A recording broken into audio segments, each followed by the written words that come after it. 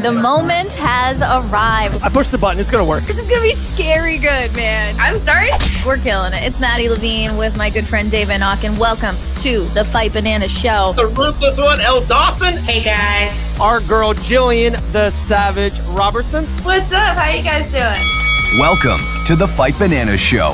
1 to 2 p.m. Eastern, only on Fight Bananas. What's up? What's up, Miss Maddie Levine? How are you?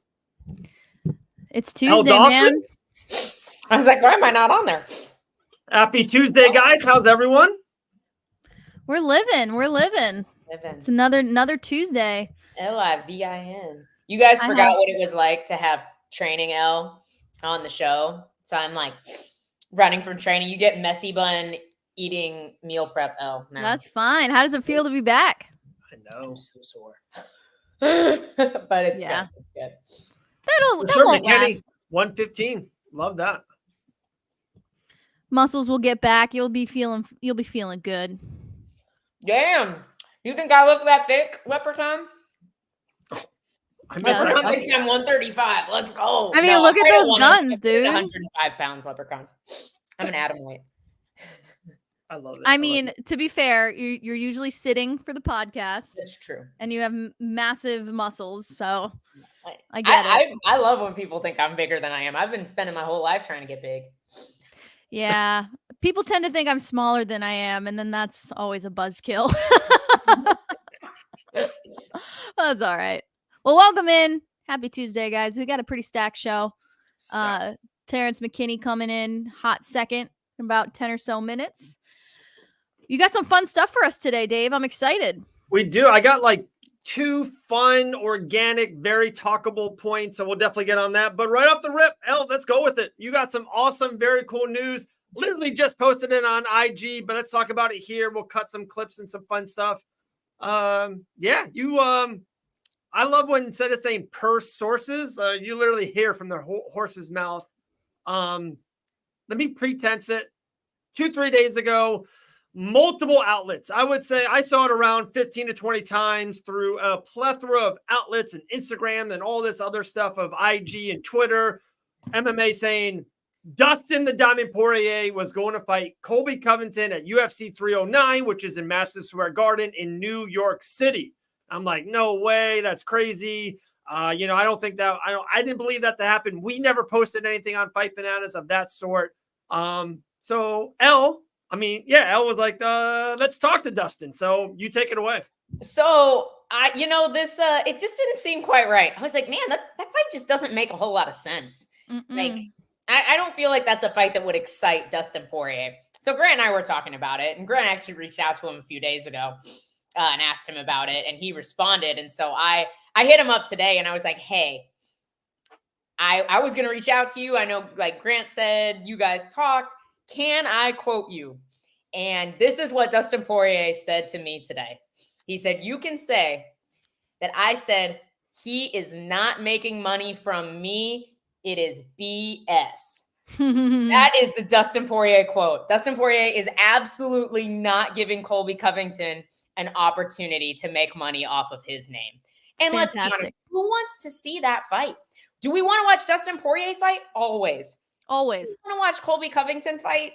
Probably not. Like, that's not a fight that the fans want to see. The fans want to see Dustin Poirier fight guys like Justin Gaethje. That's why we got so excited for both those fights, and I think we would again. But yeah, I didn't think that fight made any sense, and Dustin absolutely confirmed that it does not. I would love some real news soon, though, from Dustin. That'd be cool. Oh. That'd be dope. I know. I need to ask you, like, is there anything else? And is there anything else on the horizon? What's going on? Anything this year? Maybe Q1 2025? I'm here for it. Posting like there might be. So he seems busy. I don't know. He does. He does seem like someone, Maddie, I totally agree with you. He seems like someone who's not done. He seems like someone who's still itching if the right opportunity knocks. And guys, I always think, and Islam Makhachev being hurt definitely throws a ringer out there. Like, are they going to do an interim championship? I don't know if that would excite Dustin, if Dustin would do him versus Oliveira in a rematch for an interim championship. Is it just Dustin versus Gaethje that won last trilogy fight. I'm not exactly sure, but I'm intrigued to see what happens with Makhachev. Of course, that will trickle down to Arman and Oliveira, Gaethje and Dustin, and so much more.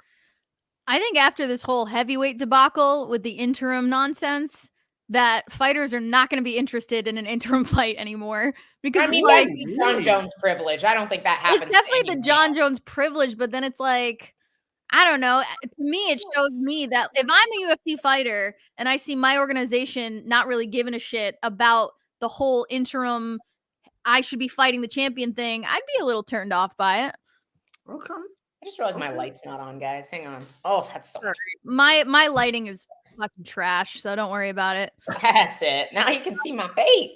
Sunlight coming in, a ring light. I look like I have like a fucking. You're Avril Lavigne again. Avril Lavigne. I have like a lightning bolt in front of my face. You got the winged liner. It is very Avril. God damn it. God damn it. Whatever. Black Avril could never. Hoodie, all of it. Avril could never. This is so good. Guys, apparently I'm 5'7". I'm just eating. I'm so hungry. 5'2" on a good day, my friend. 5'2" on a good day. I love it. Anyway. So yeah, we got Terrance McKinney coming on 115, Jose Shorty Torres at 215. And then guys, a little special bonus show tonight at 9:30. We got our guy who won on the Dana White Contender Series, had that awesome knockout. He fought in Jorge Masvidal's Icon show, Malcolm Wellmaker. We wanted him on, during the day. He just can't do it Tuesday during the day, 9:30 p.m. I'm going to put the kids to bed and then come my hurry happy butt back here. We'll have a fun little thing, 30, 20 minutes, have some fun. But I definitely wanted to talk to him. Sure has people. Except Dave. Says the leprechaun. Come on. Says the leprechaun. I love it. No, super excited for Malcolm to make his UFC debut. Yeah. Like, there's so much talent on this. Maddie and I talked about how much we love Contender Series for pages on Sunday, but like the best. It really is. There's so much talent. We have Gage Young tonight too, who we interviewed. I know. I can't wait. Oh shit! It is Tuesday. I'm like, I'm like, it's Monday, right? Like, I'm like a day behind on everything. Oh yeah. Did you guys have a good Labor Day? Had a great Labor Day. I just bummed around all day. I did some cleaning. I have to do some labor today, which is friggin' staining my deck. I'm like, oh, why didn't we just freaking hire somebody for this? Nope, we're gonna do it ourselves. Like staining your deck seems like a satisfying task, though. And the fact that my dad and husband have already started, it's like a good thing. So I'm just gonna take my time on the podcast, and just take my time. I'm a little busy, I don't ever take like Labor. The gym's never closed on Labor Day. I forget Labor Day is a holiday. Yeah. I trained like all day yesterday. I'm so tired. I love it. I love it. And then Al, you're also traveling in a couple days? 2 days. 2 days? 2 days. I will be headed to San Diego, California for Bellator. Nice. Very nice. I just saw that Bellator just posted. I don't know if you even saw this, Al. So they just posted a meet and greet with Royce Gracie. Wow. With Dakota Ditcheva. And then I wrote N.L. Dawson. I'll be in the background. Yeah. I'll just be following Dakota around all week. Dude, they are pimping her out. Holy shit. Awesome. I legit talked. I was like, hey, we should go to Asia's fight. And she's like, okay. So now PFLator, as I now call it, Bellator's like, oh, sweet. We'll have you do some stuff while you're there. That's funny. That's so funny. I love it. Hopefully she's not too booked. Hopefully we get to hang out. San Diego's amazing too. That's I'm really super cool. Excited. Really cool city. Very cool city. All right. So much. I guess, Terrance coming out in 5-6 minutes. Guys, how excited are you? Finally, the UFC's back. It's so wild. If they are off for like 1 weekend, it's like mega. And someone in the industry messaged, they're like, hey, why do you think they're off? I know the exact reason. I know 100% the reason why they're off. It was the kickoff of college football, and college football is mega on ESPN. They had games 4 days in a row, sun up to sundown. So it's like UFC. Yeah, they get it. ESPN Plus, take the day off, and they went all in on college football. So they had it all 1,000%. week. They're back this week. I love the card, but the main event is awesome. Like, I love this main event. I love these fights. We talk about it all the time. It's like is it the passing the torch? Is Sean Brady the new top 5, top 7, always in that main event, and especially in the really, really good division? Or does Gilbert Burns hold that ground, hold that spot, and is Sean Brady not good enough to be in that top 5, top 7? It's a really good fight, guys. I would love your take, Maddie. What's your take on Gilbert Burns and Sean Brady? I love this fight. I think they're both incredibly fun to watch. This is one of those fights that it's going to be exciting. It's not going to be a lame snooze fest. They're both going to come out really exciting. They're both really good on the ground. I would say Brady may have the upper hand with some striking ability. But I think I have a really good feeling about Brady, and that just might be me excited for the new crop and excited for some change and some wrenches in the system there. But I think this is going to be really exciting. My eyes are on the co-main, but the main event I think is going to bring I think it's going to be a good night for Brady. I think he's going to get the better of Burns on the feet. Okay. I got to pull Leprechaun's comment up for a second here. I think you are confusing a card that has less name value with a bad card. If you know anything about these main card fighters, these are bangers waiting to happen. They are all exciting. All of them. There's not going to be a boring fight on the main card. Correct. Just because there's not ridiculous name value to this card for the casual fans does not mean this card isn't going to rock. And I think this is one of those cards where a new rock star could blossom. You know what I'm saying? It's one of those cards where it's oh, who's that? To a Fairweather fan might be oh, wait, I'm a fan of them. I don't even know if somebody's gonna steal the show, quote unquote, but how is Steve Garcia and Kyle Nelson standing toe to toe throwing bombs not gonna be a super fun fight? I know. If Steve Garcia wins again, and especially in a knockout fight, dude, he is just on a run right now. Yeah, for real. I don't see that getting out of the first round. You're probably right. think that's going to be a banger of a fight. That's going to be a car crash for 45 seconds, and then somebody's going to flatline. Really? You think it's going to be that short? I think both guys are super tough. No, for sure. I think it's going to be really fun, and I actually like the over there. I don't know if I'm crazy. I might be crazy. I don't know. That's why I don't bet. But Grasso fight this show. No, not this one, buddy. No Alexa Grasso this weekend. That's next week. Jessica Andrade. Yes. In the co-main. Maybe Gilbert Burns, Jessica Andrade, and Natalia Silva. Andrade is a fan favorite for a reason. Yeah. Even the people that hate on female MMA love Jessica Andrade. She's never boring. She's a freaking dog. And the girl she's fighting is so technical, so good, and so exciting. It's going to be so fun. Right? You know how I am about striking matches. I'm this is going to be such a fun striking match. I have a story. I have an entertainment. Well, I don't even want to call it an entertainment story. I have a headline about Jessica Andrade. You probably saw it. We can get into it later for sure. Okay. Yeah, I saw that. For sure. Yeah. No, sorry. I never gave you my take. My take on the fight, I think exactly what Dave said. I think this is one of those fights where it's I can't tell you what's going to happen till it happens. We're either going to see Gilbert at 38 still just hanging on to that top spot in the top 5, or we're going to see Brady have a coming out party, that. Yeah. And I agree. I think they're pretty evenly matched. I don't know that one guy has an advantage necessarily on the feet. Maybe it's hard to say too, because I feel like we haven't seen Gilbert Burns healthy in a while. So I really hope that Gilbert Burns is healthy. I hope he's not nursing any injuries. I hope his shoulder's 100%. I want to see the best version of Gilbert Burns. That's what I'm hoping for this weekend. 1000%. If anything, he'd probably use his veteran status too. Because we've seen him have to, we've seen him in wars before. We know that he can get himself out of it. So. Oh, super random. I saw a headline about the UFC Noche ticket prices as well. Oh, I did too. We'll get into that. Oh boy. Yeah, keep it coming. Terrance is not in yet. So until Terrance comes in, keep it coming. All right. Well, let's switch over to the Andrade headlines. Filing a lawsuit in the United States against former coach and manager Piranha, accusing him of embezzlement.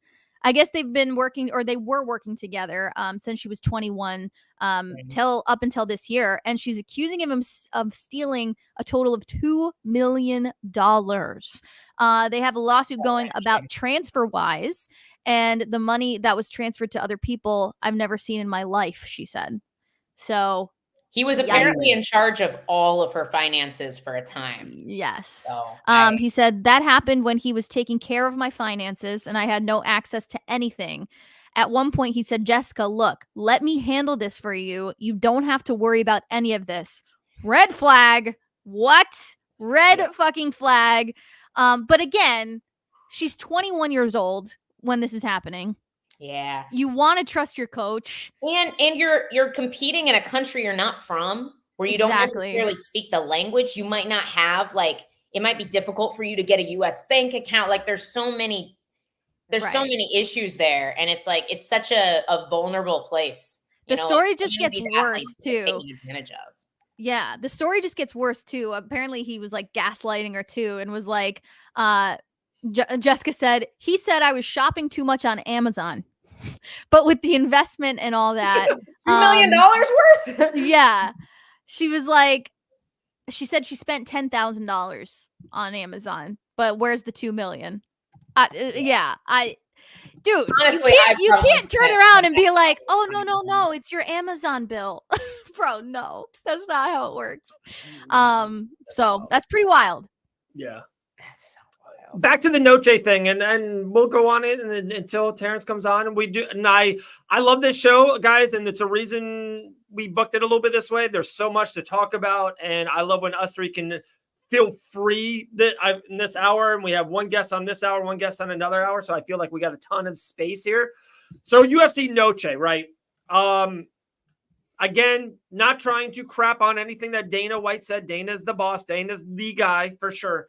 He kind of built this card up, and he built this as the once-in-a-lifetime kind of event, and it still might be. It might be. I think everyone's kind of down on it. It might be one of those, like, it's going to be better than what we all think, and it might look amazing, and that could be a big part of it.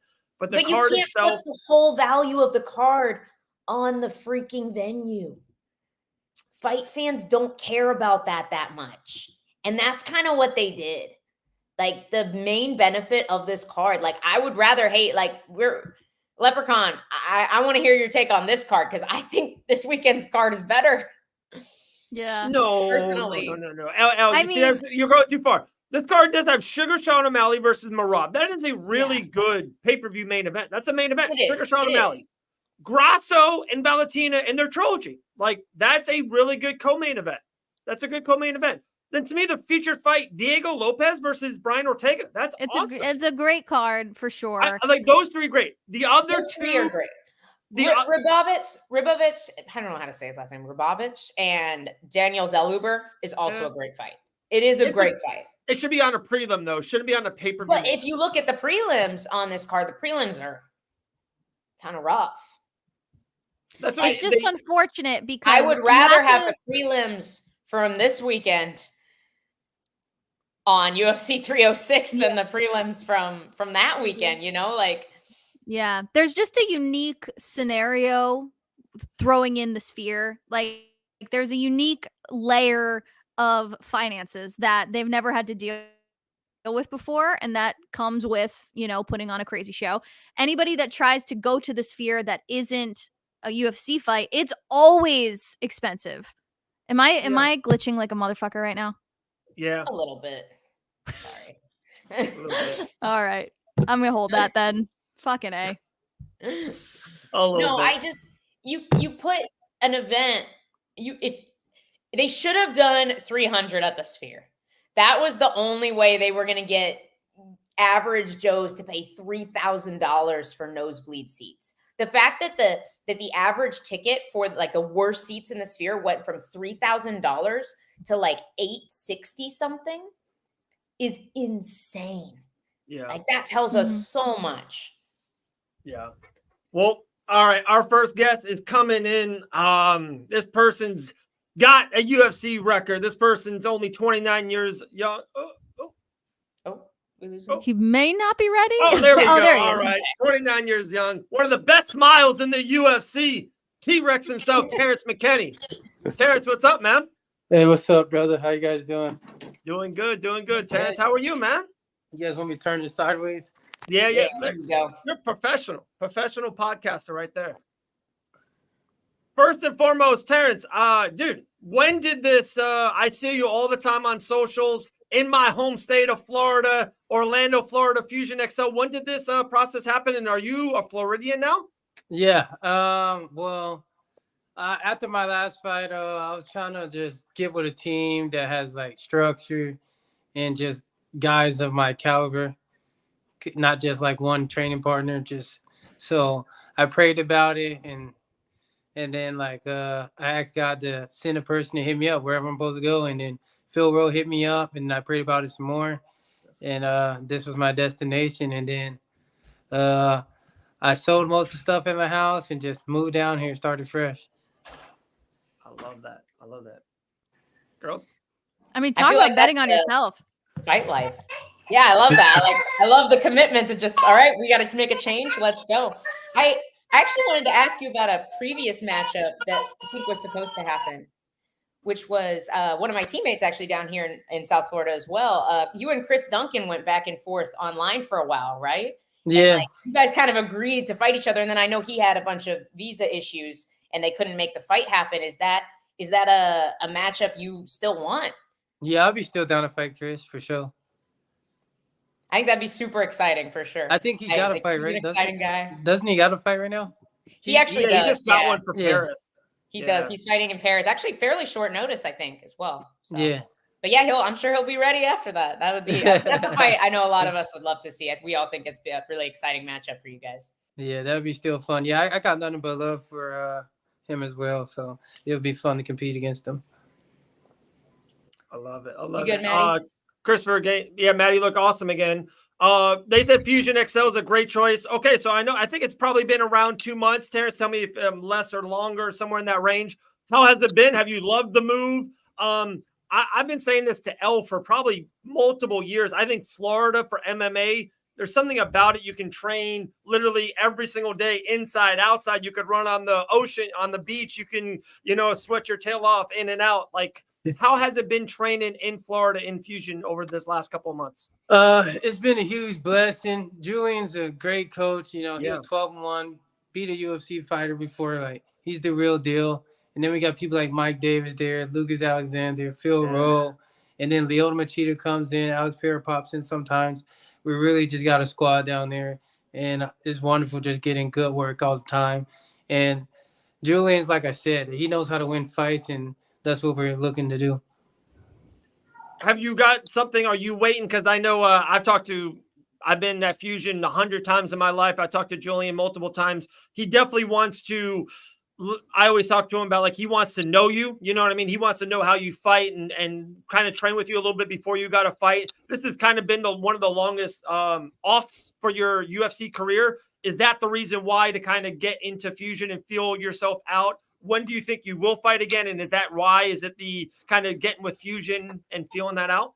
Yeah, I'm just waiting, making sure I'm getting accustomed with the team, like the vibe, and just making sure I'm locking in with the system they got over here.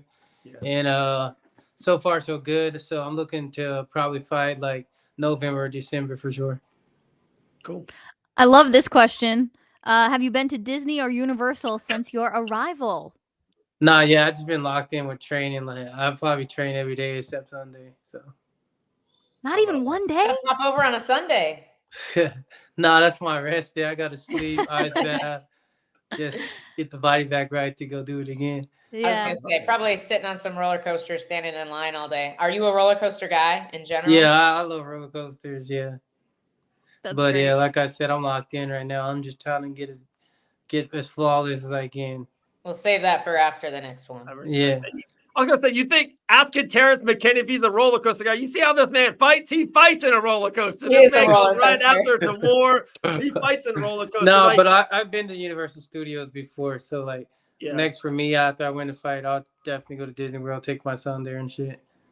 I was going to ask you, and I thought I heard it in the background, Terrance. We've been talking for a little bit, and I think the last time you were on, he was maybe running the background. How has it been, fatherhood and growing up and all that stuff, kind of being there with your son and all?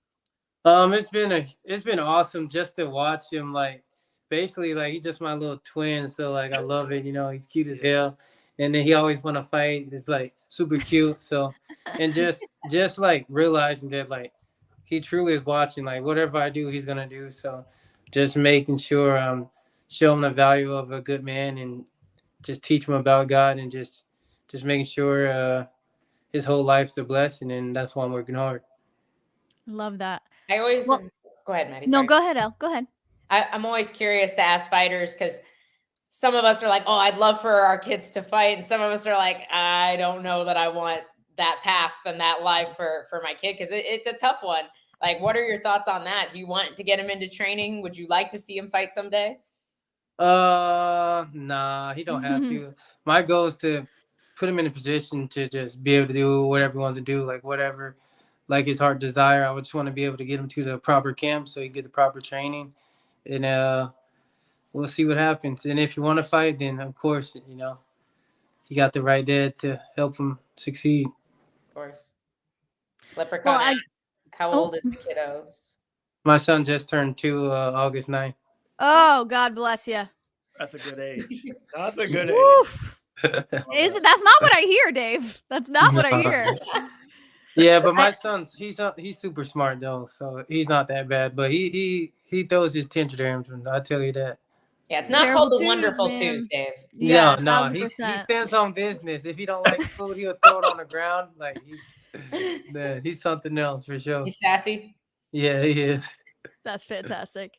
Well, I want to commend you for being so open about your past and your journey. And recently you opened up with the battle with drugs and really pulling yourself out of that experience. Would you say that MMA saved your life, or was it something else? I would say it was God and my family. Just seeing how sad my mom was, that's never a good feeling. So like, and I was like the first kid 20 and grounded, and I was about to be 21. I was like, damn, I'm 21 and grounded. Just making sure, like, basically that I was secluded, and I just really had to find who I was, and just making sure like I'm trying to impress the right people, and not just like people I thought were my friends, but making sure I value the things that's really important, like my family, and that was like the huge part of my growth and getting better. That's fantastic, man. Love to hear that. I got some fun questions here at the end. I do got some UFC fun, some big questions. And girls, if you have anything else, please go away. Ask away. Coming up, UFC 306. I love the main event, and it's like it's 50-50. You always hear if people got Sugar, they feel like he's gonna light up Merab. There's just no doubt about it. And if people have Merab's gonna tear him up, grapple him for 25 minutes. There's like no middle ground. There's no a split decision win. So, Terrance, I'm going to ask you, I love your MMA mind. Do you have Sugar retaining, or you have Merab winning the championship that night? I'm just going to have to go with my boy Merab just because, he's my dog. But there's always a chance of getting sniped. That's just the field we play in. And I know he has that in the back of his mind, and he's going to make sure that's not going to happen. I think his reflexes are going to be faster. And it's a lot harder to snipe someone when you're on the back foot, and I think that's where Merab's going to succeed.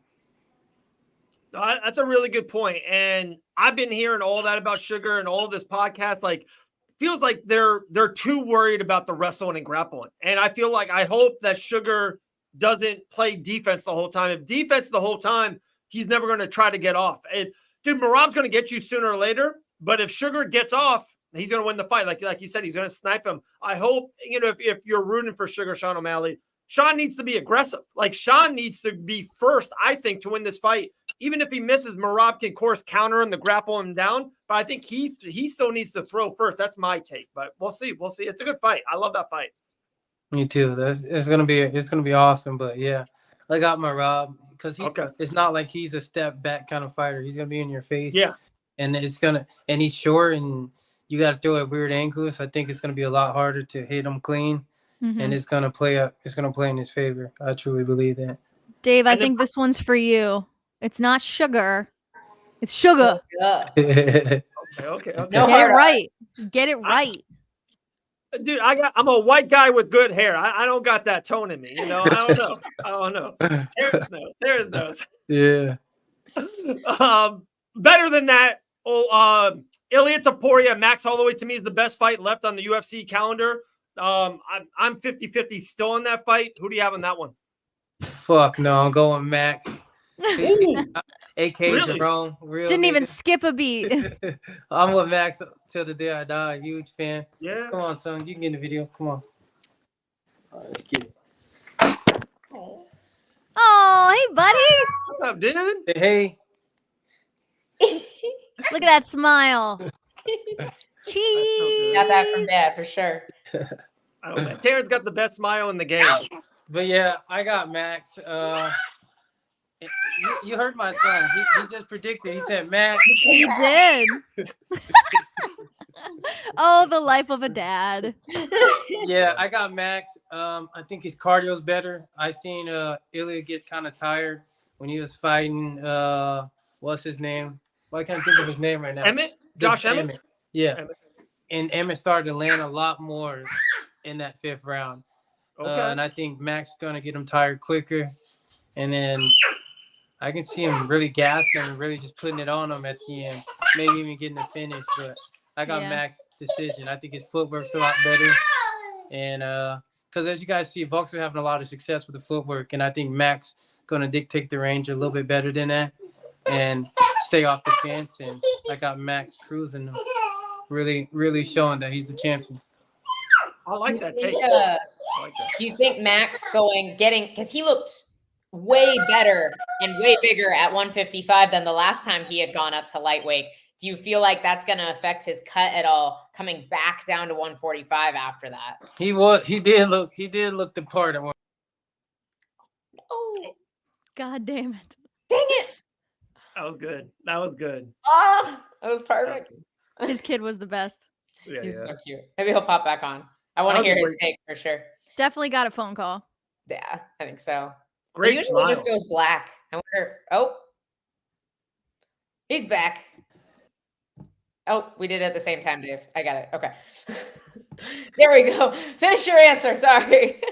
I forgot what I was even saying. What was the question again? Max being Max a Holloway hefty looking big. lightweight. I was saying that he was looking the part at 155, but the man knows how to cut weight. This isn't his first time, so I don't think it's gonna really affect him. We've seen him take shots on shots from everybody, even Arn Allen, and it didn't phase him making the weight. So I don't think it'll be a problem. I mean, you'll never catch me betting against Max Holloway. Never. Never. I mean, either not betting or you're betting for him. Yeah, pretty much. You said that you probably hit the off button. What are you doing back there, Dave? That's a cool shirt. By the way. I had to find this. I totally forgot. I was like, man, I thought I had something good with Terrence, and I finally just found it. I was looking in the back. Terrence. Hey, Wow, that's great. Hey, that night was fun as hell, man. We was right by the cage, man. It was sweet. That was I wild. love that. Yeah. That was a good night. I'm not cool enough to be on the shelves. Is there no Maddie pictures? You want me to find you? You're back here, Maddie. You're back here. All right. 5 fun questions. Terrence, first thing comes to your head. You ready? Yeah. Your all-time favorite combat sports athlete? Max, for sure, and Anderson Silva. Okay. Oh, there you go. That's a good one. Yeah. Your favorite Halloween costume that you ever wore? That I ever wore? Shoot, when I was a demon, I had a sick little suit to go with it. It was fresh as hell. Okay. What actor would play you in a movie about you? It would have to be Jamie Foxx, I would say. Oh, I like it. When you win the world championship, what's the dream car? What car do you buy? What card? Yeah. Who's on it? Like, who's headlining it? No. What car do you drive? What do you car. buy? Oh, okay. After I win, shit, I don't really care about cars like that. Okay. You're not like Phil Rowe. Phil Rowe, that I saw that new whip that he's got. Yeah, his shit clean as hell. But Yeah. if I'm pulling up to the scene, yeah, I'll definitely need a Lambo for sure. Are you a shoe guy? A watch guy? I'm a shoe guy for sure. I got so many pairs. So what shoes would you buy? Shit. I'll get a couple pairs. I just want the belt, so I'm gonna need like 10. Yeah. A couple He's Jordans, a got couple Reddies. Nikes. If you had to guess, how many pairs of shoes do you have? Because I have a shoe 26. problem too. Easy over 100. Woo! Holy crap. I think I'm there too. I got a shoe problem. problem. Damn. Terrance is a real one. Over 100. Wow. All right, last one. If you had to have dinner with 2 guests, dead or alive, who would you have dinner with? Snoop Dogg got to be in there. Shoot. Shoot. Who else? And then Snoop Dogg, who else? Because I don't want no boring ass dinner. So Pick Snoop Dogg's best friend, Martha Stewart. Done. Let's just throw Drake in there just because, you know. Okay. That'd be wild. Maddie goes, Martha Stewart. I love it. They're like besties. They are. She's That is cooking so the wild. dinner. Yeah. I need that. That's a good point.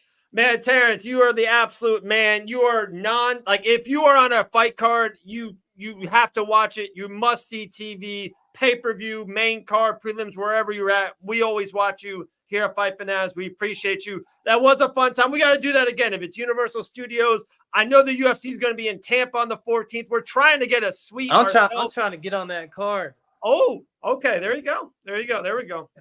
So if you're not fighting on that card, hopefully we're going to have a suite. So hopefully you can come through. All right. All right, bet.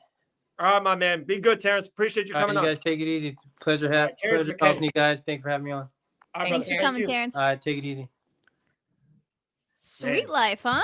Dave's going to get a suite to a fight I can't go to. No, you're coming after your fight. I'm flying right back. Fight Bananas is getting the private jet for you, Al. Do you have a fight lined up? I've been told that I am on the December 13th card, but I do not have any. Fantastic. I haven't signed anything yet. I do. I'm coming to the fight. We already talked about this off air. So you're going to fly to wherever Invicta is on December 13th, and then we're all flying back to Tampa. Fingers crossed it's Boston. After my fight, I'm staying out west because I have a wedding to go to. Oh. Well, fingers crossed Invicta's in Boston. And then I can just go whoop, whoop, whoop. And then I'll just invite myself to the suite. Of course you're invited to the suite. Yes, Chris, you'll be invited to the suite, my man. We're trying. It's funny, like you can't buy a suite via like Ticketmaster. Did you guys know that? Yeah. You have to do it by the venue? Yeah. I can see that. I can see that. And it's not on sale yet. There's fake profiles on Ticketmaster.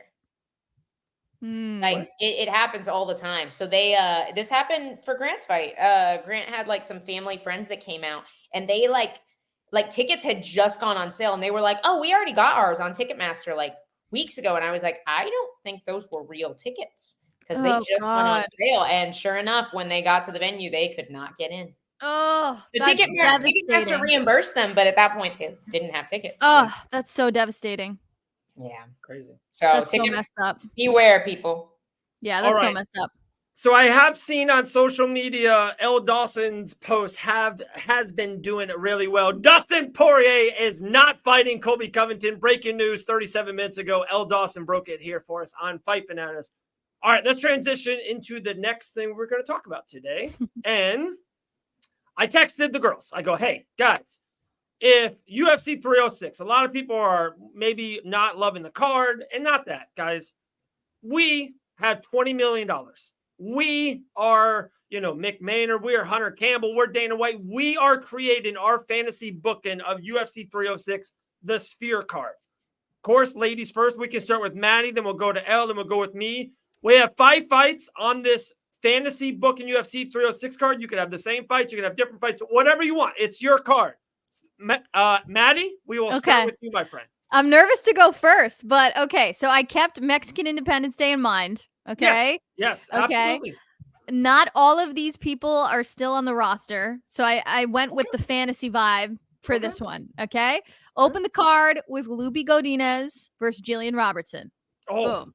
Number 1. Okay. Number 2, Brandon Moreno versus Joseph Benavidez. Okay. Number 3, just because, Kayla Harrison versus Amanda Nunes. Why not? Wow. Number 4, Yair Rodriguez versus Zabit Magomed Sharapov. I forgot he existed. Me too. That one was a Ross Levine contribution. Oh. But this one, main event, Cain Velasquez versus Stipe Miocic. Wow. There you go. Can we say Can we say pre-back surgery Cain Velasquez Absolutely. versus 33-year-old Stipe Miocic? And if you want to get even saucier, change it to Cain Velasquez versus the man he went to jail for. Wow. If you want to get saucy, right there, if you want to get saucy. That is a phenomenal card. Maddie Thank Levine, you. I think, Thank you. won. Like, I thought my card is really good. I think Maddie already won. I didn't even hear L's yet. Maddie, well played. I was at physical therapy. I'm not prepared the way you guys have prepared for this. Nope. You're on the big screen. On the You're on the big screen. You're ready. You're up. I gotta wing it. Yep. All right. Just like so, 5 fights, main card. Just 5 dream fights. They can be 5 anybody. dream fights. Anybody. I know this isn't fair. This isn't fair. You guys had so much time. I'm just not prepared. I texted you this morning, and it's on the I was notes driving. all week long. I was It's on the already notes. on my way to physical therapy. Then I was at physical therapy doing the physical therapy. Then know I what? was driving home. We'll simplify. Pick your dream main event. No, I got this. I'll do 5. Yeah, I'll okay. do 5. Just give me a I'm second. making you big again. Making you big. All right. I'm going to steal Lupi Godinez from you, Okay. Nice. but I'm going to match her up with Jessica Andrade. Nice. Okay. I like it. Then, see, Kayla and Amanda is such a good matchup. Yep. So Boom. good. Number 2. But I'm actually going to take Kayla and match her up with, I'm stealing 2 of your fighters. That's I'm fine. taking Kayla and matching her up with Cyborg. Oh, okay. Let's go. Good one. Good one. And then I am going to take, this is like, I'm just spewing garbage right now. I feel like Dustin should be on this card. Okay. Dustin. Does it have to be a fight we've never seen before? It probably should be, right? Like, Doesn't have to be. It could be a rematch. Dustin needs to be on this card. Who would we put him against? I'm trying to think of somebody just ridiculously. By the way, I have these notes already done. Dustin is on my card. You better not pick my opponent. All right. Has the fight ever happened? I'm not saying anything else. You go. This is your featured fight, by the way. This is a featured fight. You got Kayla Harrison. Oh, no, this is my co-main event. There's no way I'm getting 5 off the top of my head. What's your co-main event? Dustin versus my Kayla. co-main event is going to be...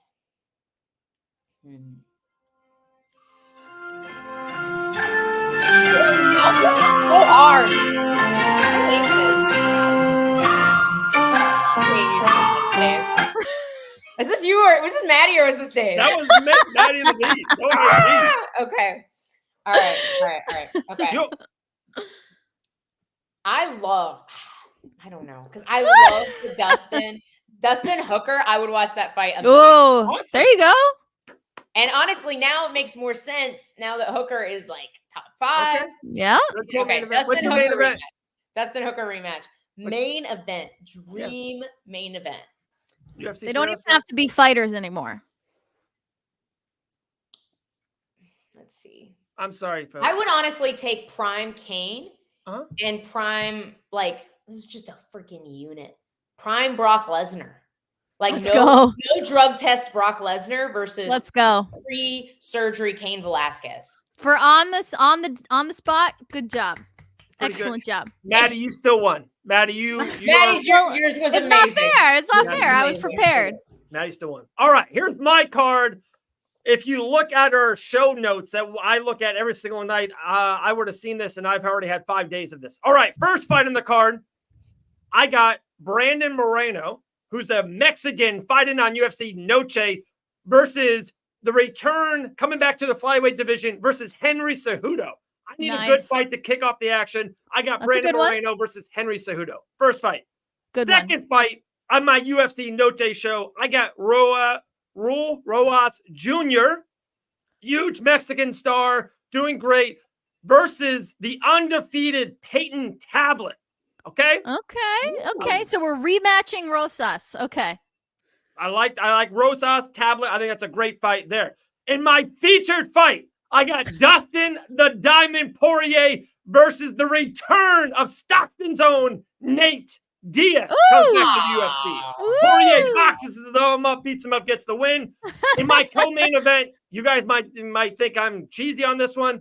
I got the same co-main event. I want to see Grasso and Shevchenko, the trilogy. Grasso, the Mexican, Shevchenko, the greatest flyweight of all time. It makes too much sense. It's a great fight. It's for the championship. It is a good fight right there. It is a good fight. I can't believe I'm on an island on this.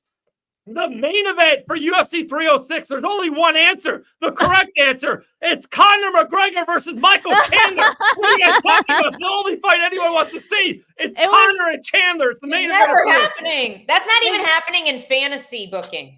That's Brock Lesnar versus Cain Velasquez, and I'm the weird guy. Listen, I took fantasy very literal. No, I went Maddie, crazy. I'm going against you. I still think you won, Maddie. I love yours. I still think you won. No, Maddie's was the best. I didn't have a single Mexican fighter on my Mexican independent. I know, dude. I feel like I got Moreno, Rojas. Even Nate's got a little Mexican background to him, a little bit. I think so. Some kind of Hispanic. So. I feel like I'm there. Does anybody else? Conor Chandler's the main event. Mine was bad, guys. I was unprepared. Yeah. I'm sorry. It's okay. It was horrible. It was horrible. Are you prepared for the second one at least that Dave wants to play? I don't even know. I don't even remember. Dave, I was in physical therapy. And I'm sure. There are notes in our phone, Maddie. There are notes in our phone. Where? There's show notes. I'm looking. I don't see these notes. I don't think she's connected to our shared notes. No, she is. I even added her. I added L. At L. I can't listen. I'm Switzerland on this one. No. You're what? No, I do remember the other one. I do remember the other one. Yeah. Okay. Oh boy. All right. Should we do this question? Is this okay? Yeah. My next question. I was ready for this one. I do. I swear. I'm going to steal this from Barstool Sports because I saw this on the sport. They did a Sport One. Football's back, and it was about football. But we are an MMA podcast show, so I'm stealing this. And we'll start again with Maddie, who just won our UFC 306 booking. Congratulations, Maddie. Thank you. So now this one is this. If you can change any outcome in the UFC's history, what would it be? So you're not adding to it. You're not. Nope. You're just switching the outcome. Just want to change the outcome. The loser becomes the winner. Okay. For instance, throwing it out there, just for instance, Jose Aldo and Conor McGregor fought. You could say Jose would have knocked out Conor. Jose keeps his championship. The rise of Conor maybe never happens. That's for instance. So you're just changing one bookend. What is your change? Change of a UFC. I'm typing it in to our $1 million thing. I'm pushing the button. There we go. Maddie Levine, take it away. Okay. I don't think you guys are going to like this one. We're taking it back to October of 2018. UFC 229, McGregor versus Khabib. No, that's great. Change that outcome, baby. McGregor wins. That insanity never happens. Khabib has one loss on his career. He doesn't retire because of it. They have a rematch. Shit goes insane. Dude, I'm sorry, guys. There's some moments, some shows that people are on their A game and better. Maddie had to leave with a technical difficulty 22 minutes ago. She came back. She's been absolute fire ever since. Huh? That's what I do. Came back with fire. That's what I do. Maddie is on point. Maddie Levine, you're an absolute rock star. Elle Dawson, you have one UFC fight to change in the history. What do you change? So I actually had two that I was going to provide that I was prepared for, but somebody already stole one of them in the comments. What if DC beat Jones at light heavyweight? Okay. That is one I would love, but that's a good one. The ultimate one, and I hate myself for saying this because I love this person so much, but how insane would it have been if Cain Velasquez never got knocked out by Junior Dos Santos? Oh. If he had never been knocked out by Junior Dos Santos, he would have gone it would have been a 17 fight win streak. No, it was was it 13? It would have been a 13 fight straight win streak. Love especially that. in the heavyweight division and how big that's a great one. That's a really good one. Both of you. Elle, really we'll give you that one. Oh wait, Dave hasn't gone yet. Okay. But you guys, and I almost wanted to keep your guys on there. You guys are effing believable. Elle Dawson and Maddie Levine. There's only one correct answer. The answer is Grant Dawson versus Bobby Green is the answer. How does Elle Dawson not pick her own husband? Are you kidding me? Are you kidding me right now? She goes with Cain Velasquez versus Junior Dos Santos. I think I have to leave the show now, guys. I think I have to go. That is crazy. What are we doing here, people? I'm out. I am out of here. Oh, you guys do the rest of the hour and a half show, you heartless son of a gun. You guys are crazy. You guys are all. That's hilarious. Oh my God, that is so funny. All right, Dave won. Dave won on that one. That was a good one. I have to be done. Yeah. I have to retire from the show. And oh my God, wife of the year goes to no, totally kidding. You picked Junior Dos Santos is a great guy. He trains at your gym. No, he isn't. I said that's why. It's just to see the run. Unbelievable. And I feel so bad. I love JDS. He's an amazing person. I just saw him yesterday. Someone that I love Grant. Right, he got TKO'd on the ground. Your flesh and blood, your love of your life got TKO'd. You don't pick him. I'm speechless. Absolutely speechless. Do you sleep with that photo, Dave? Probably. He probably does. He loves Grant. All right, Dave, you won that one. You won that round. That was funny. That was really funny. On that note, and you guys also too, you guys really missed the answer. Because of course I have one with Jillian Robertson too, but to me it's Grant. It is Grant. The other answer that you guys kind of went with, to me, it's Dustin Poirier finishing the story against Islam Makhachev. That's the answer too. That's a good one. Yeah. What are we doing here, folks? There's plenty. There's so many. It's hard we probably could have done like 5 or 10. My problem is I don't think about people I know super well. That's hilarious. Yeah. Not like I like them. I care about them, but it's just like when I think about MMA as like a whole picture, I usually like the people who I know are real people. They like don't pop into my head. Yeah. No, I get that. I think of the people that I like have on weird random pedestals because I've never met them in my entire life. You know? I get them. I totally get that. Well, on that note, I have to go. And can I leave you 2 kids alone? Are you? I don't know. Bad blood here? Are we gonna be okay, Dave? Okay. I might call Grant to be on the show. Chris, this is great. Elle had a softball pitch to her and swung and missed. Grab Grant. Grant can come in for 10 minutes. I'll go make him food. He just got. I love it. Yeah. I want to see Grant Dawson. I have to go. Maddie, you're the best. Maddie, great show today. You brought your A game. Great job. Matt, you brought your A game. It's what I do. It's what I do. I'll see you guys soon. Peace. There we go. What unbelievable. I think Grant would absolutely love this. I think Grant would love it. I think guys, we have Jose Shorty Torres coming on in 20 minutes, 2:15 p.m. on the East Coast. No G today, correct? Huh? No Jillian today? No G. Yeah. No advertising over. Maybe you should check out the Fight Bananas channels. I do my best, Dave. Maybe you should try to keep my training schedule for 2 weeks. See how you feel. Hey, you want 4 kids on Labor Day go to Disney World? No. Oh my goodness. Let me see no, I don't. Anderson, Chris Weidman, Uriah Hall leg break curse. Dude, your stuff is everywhere. The Dustin thing? Yeah. It's blowing up. Woo! Elle Dawson. I'm looking at it on IG. It's not doing that. It's not everywhere on IG yet. Is everywhere on Facebook? Yeah, I see you getting shared like crazy. Let's go. Also, another weird one is Twitter's. Dude, Twitter for MMA news, it's kind of funny. Like they love Twitter. MMA people love Twitter for some reason. Twitter's wild. You know who has an insane Twitter is Marvin Vittori. Really? Like, just totally unhinged.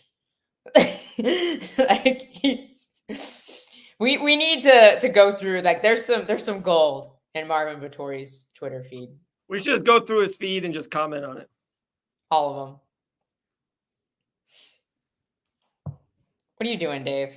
Just looking. I'm waiting for Grant to come in here. We have so what I'm doing right now. Tonight is our first soccer practices for the girls and my son Dylan. So I got 16 soccer moms literally texting me all day long about making sure what time it is, what field it is. So I'm becoming a soccer dad / coach. This is no, come on, dude, Leprechaun. You're getting Dave coaches. Vittori is not a bum. Vittori, for one, is an awesome fighter and a funny guy. Very funny guy, but it's okay. Leprechaun thinks everybody's a bum, apparently. I know, dude. You know I missed? Remember last week? Didn't we have a Dana White wannabe on the comments? He was so funny. So funny. Oh yeah, that was funny. I forgot about that guy. Where's he been? He needs to pop back in. I know. I miss him. I'm just catching myself. All right, so you are going to San Diego, California in the next couple of days. Yes, I am. I am going to San Diego. Are you actually flying with Dakota? No, she's actually not going till Friday, I think. So I'm leaving Thursday, so I can help Asia with her weight cut and stuff. So, very cool. There it is. Yeah, this didn't not ever happen. Brendan Allen. Yeah, that fight has never happened. And here's Grant. Hop on. I'm gonna swap for a few minutes. Okay. Talk to Grant. Does he know any of the background of the story I'm about to say? No. What's up, brother? Go for it. What's up, dude? All right. So we just had maybe the funniest thing happen in our show's history. So during the week, Grant, I asked the girls if they could change any UFC outcome of all time, what would they change? Right? So Maddie goes first. Your wife went second. I went third. So Maddie picked Conor McGregor and Khabib Nurmagomedov. They would switch that. She had Conor knocking out Khabib. Khabib loses. He doesn't go undefeated. Conor's rise kind of keeps going. That's a good one. That's a pretty good one, right? Your lovely wife said she had Cain Velasquez not getting knocked out by Junior Dos Santos on Fox. So then that heavyweight run is the greatest run in the history of the sport. 13 straight wins, all that. Greatest heavyweight to ever exist, by the way. Just go on. I'm happy you're on. We can talk about that next. But the right answer, and there's only one answer, is Grant Dawson versus Bobby Green. How does your wife not pick Grant Dawson? You're the answer, brother. Yeah. I mean, I have a better because answer. I'm not saying this. What's that?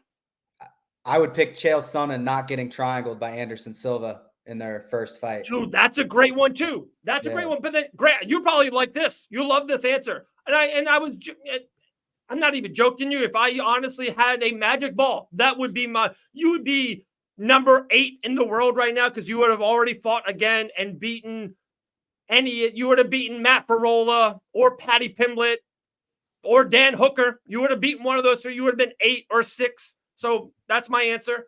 But if you would have said one of those iconic ones, and that's a great one too, Grant. To me, the right answer is Dustin Poirier finishing the story against Islam Makhachev. That's the answer. That's a good one too. Like that's a good one too. Because I really think he retires. His wife, his daughter in the cage. They cry together. Story over. Finish the story. It's done. Yeah. I agree. But there's a lot of things that come along with changing these outcomes because we say storybook ending. We say it would have been an incredible Dustin might have fought again. He might have gone on a Chuck Liddell style ending to ruin his legacy. We never know what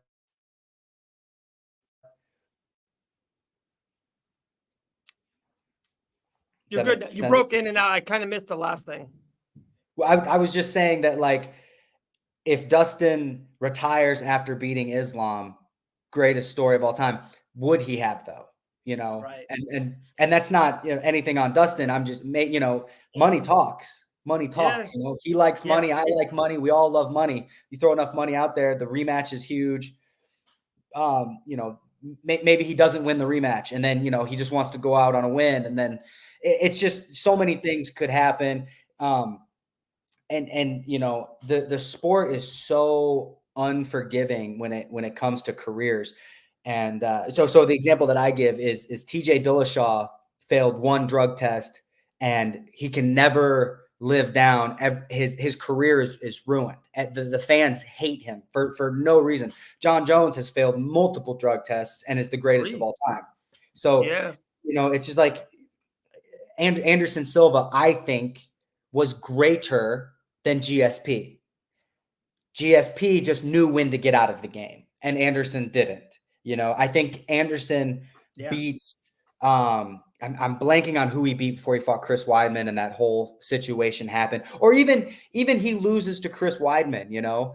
In the first one, he was showboating and he gets knocked out. He comes back, he breaks his shin. I think if he had left under those circumstances, people would still think he's the greatest. Yeah, he was the greatest. He broke his shin bone on a kick, and then he was toying with the guy and got knocked out. Like, he's still the greatest. But then coming back and losing 8 fights or whatever it is. You know, I think a better question you can ask on the show is, if you could snap your finger and change one rule of MMA, anything, what would it be? Ooh, if I can change one rule. And that goes down to, you can have more judges, you could have open scoring, 12-6 elbows, completely legal.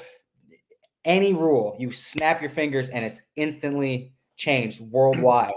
What rule would you change and why? The first thing it's such a good question, brother, and let's run with it. The thing that just pops in my head right away is open scoring. I think we need to see a scoreboard. It's the UFC is on ESPN. That's it. So it's NFL and MLB and NBA. You always see a scoreboard. I just think I think it'll be good for the sport. Dawson versus Hooker in round 2, and it says Dawson 9, Hooker. Dawson 10, Hooker 9. I think that's good for the sport. Right.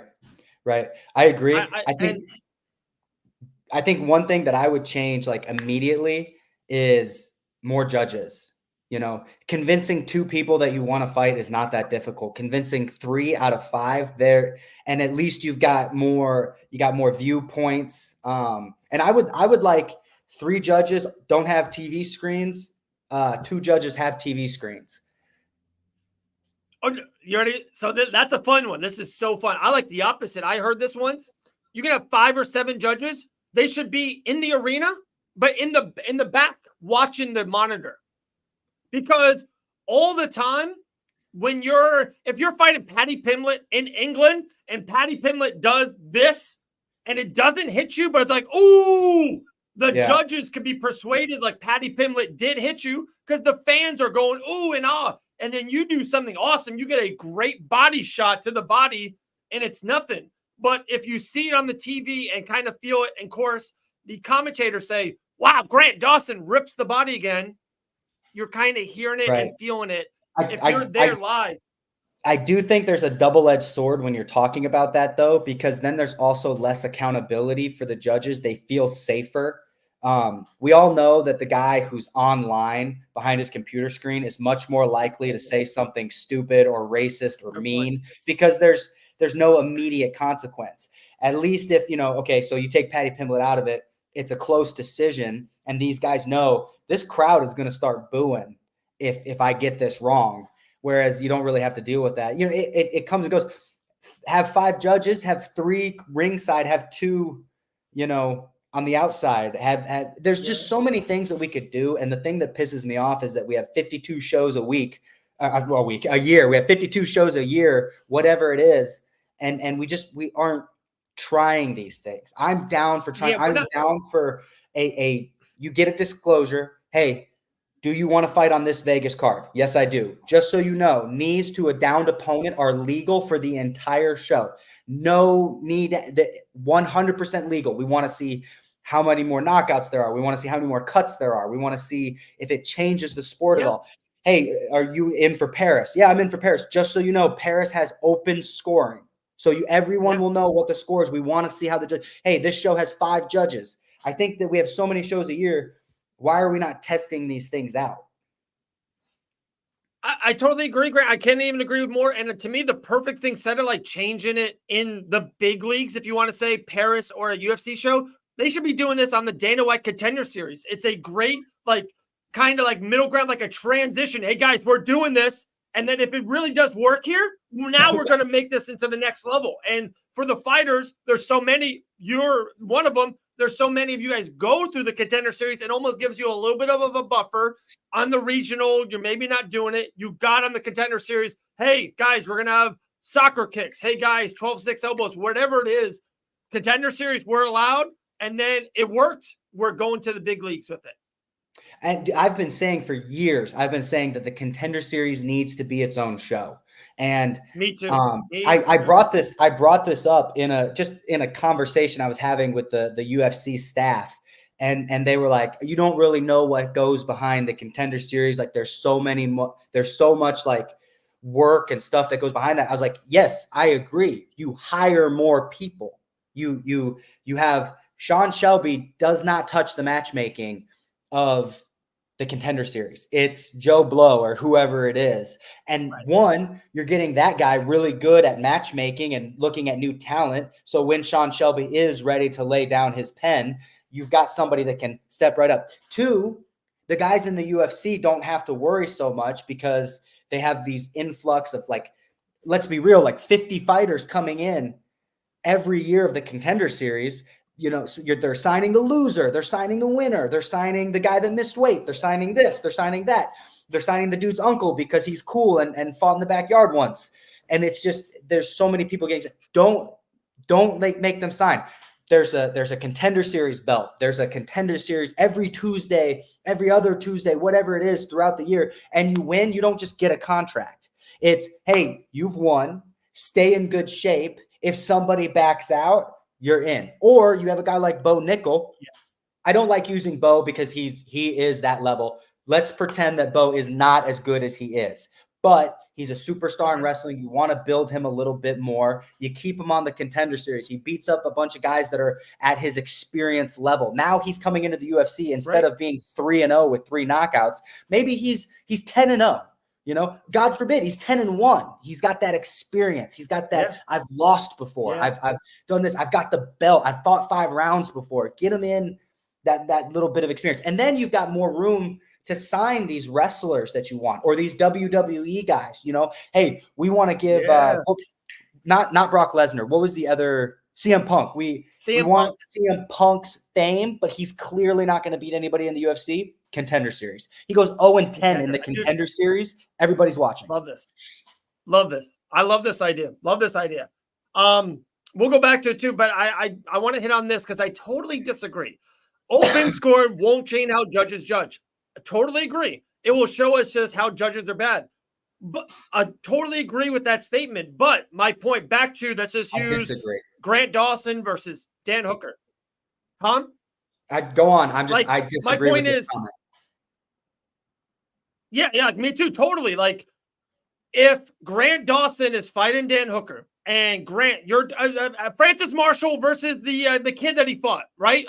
We all thought Francis Marshall won round 1. We all thought he dominated. Towards the end of the round, the other guy from New York kind of fought a little bit, but we all thought Francis Marshall won. At the end of that round, the judges go Marshall 10. Or, God forbid, if they go Marshall 9, now Francis knows, holy shit, I can't do that. I got to change. I got to switch it up. I got to fight a different way. Whatever I did, I thought I won, and the judges didn't. I got to switch.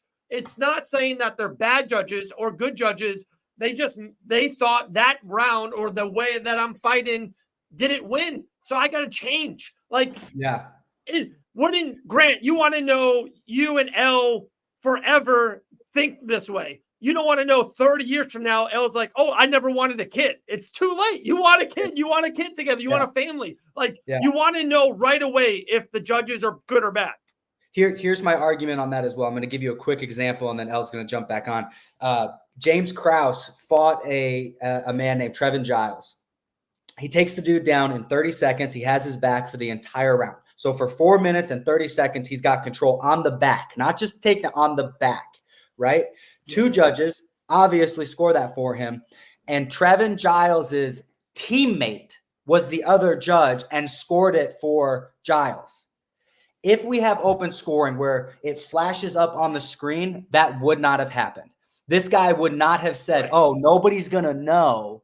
So if the next 2 rounds are close, nobody's going to know that I gave him this round. Right. You know, and that same judge scored the 3rd round for James, which was so close. And I personally had James losing the 3rd round. So now you're saying I'm going to score the 3rd round for James because that way all 3 scorecards are 29-28. We don't have a 30-27 in there. That way nobody really knows that I'm the one that did this. Right. If you have that scorecard flash up on the screen and it says, you know, Trevin Giles' teammate scores this round for for Travis or whatever his name is, then he's like, oh shoot, the crowd's going to boo me. I'm going to get soda cans thrown at me. You know, this is why I can't be a judge. If Dakota is fighting Khabib Nurmagomedov and I'm one of his judges, he's getting 10-8s across the board. I don't give a fuck. Like, he's not losing a round. That's why I can't be a judge. That's why teammates can't be judges. So that's I think if you have open scoring and it says Natalie Bird scores so-and-so for not Francis Marshall, you get a whole crowd going, dude, what the fuck is this lady watching? And then I think they shape up a bit. Grant, this was a spur of the moment 15 minutes, probably the best 15 minutes on the show. Always appreciate you. And lastly, I hear Dakota might be coming into the octagon really soon, or a squared circle really soon, I hear. A squared circle? Is that even a real thing? Isn't Dakota getting back into it? He's got a fight coming up, but it's not just a normal MMA fight. Oh, it's not? Okay. I thought it was. Never mind. We'll talk about it because he hit me up on something else. Yeah, I think that was just hearsay. I don't think he has anything. Oh, okay. So that's not happening. No, but he has a fight against a former UFC guy. He's fighting. What's the dude's name? That fought Khabib for his debut. What's his name? I can't think of his name. Gleison Tebow? No, he's our teammate. What's his name? I'll find it. Hang on. He fought Khabib for his pro debut, or not his UFC debut. 1-1, lost 2. Khabib. What's his freaking name? I'm looking it up right now. Wow. Well, that's who he's fighting in November. So I gotta go eat. Okay. Thank you so much for having me on the show, brother. Later, brother. Appreciate Grant you. Dawson, everyone. There we go. Appreciate you. Phew, what a good. Dude, you missed it. No, that was good. I heard a lot of it through the door, but like Dawson hit the nail on the head. You can experiment whenever because it's one card and you're going to have another card the next week. So if something doesn't work, just go back to the old way. Like, that's what I don't get. Like, I feel like you can test anything. Yeah. Hang on. I'll tell you exactly who Dakota is fighting. As soon as my internet decides to start working. Daryl Horcher. I was going to say, you're actually. What's up? Daryl Horcher. Daryl Horcher. Okay. Daryl Horcher. I would have not got that. He was in for a little bit. He didn't have too many UFC fights, I don't think. But yeah. I would assume probably Grant have asked you this 100 times. You probably had conversations, but I would love your answer. If you had to change one rule in the UFC, what would it be? I used to be open scoring, but lately I've been on. That's what I said. I love the idea of open scoring, but lately I've been on it. This is taken straight from Mike Brown. I will not take credit for this, but changing the way they penalize cage grabs, like the fence grab. So if you That's a good stop one, a too. takedown, you don't get to stay on your feet. Whoever lost the takedown because of the foul, they get to choose either top half or side control. Like they won't give you something like crazy dominance, like guard half or side control. You know, you get to pick. Like if you stop a takedown because you grab the fence, you should not get to stay on your feet because that is a huge advantage and a reason to keep. If all you do is lose a point, why would you not? And you know you're fighting somebody that's better than you on the ground. Why wouldn't you grab the fence? So true. I couldn't agree more. Couldn't agree more. Does the UFC see it There like we they go. have to match the rules with the year? Kind of like NFL matches rules changes to seasons and makes no changes in season? I'm not sure I understand the question. I get what he's saying, and we have our next guest coming in. I think what he's saying is like you have a rule, and then like just say February 10th, that rule you go forward because it's like a new season or what, you know what I mean? Whatever. The problem is there are no seasons. So yeah, I guess that would be the way to do it. And that's kind of what they're doing. They decided the 12-6 elbows and what qualifies as a downed opponent changes on a particular day in November. So, and moving forward, it'll be different. Yeah, for sure. I guess you could call it a season.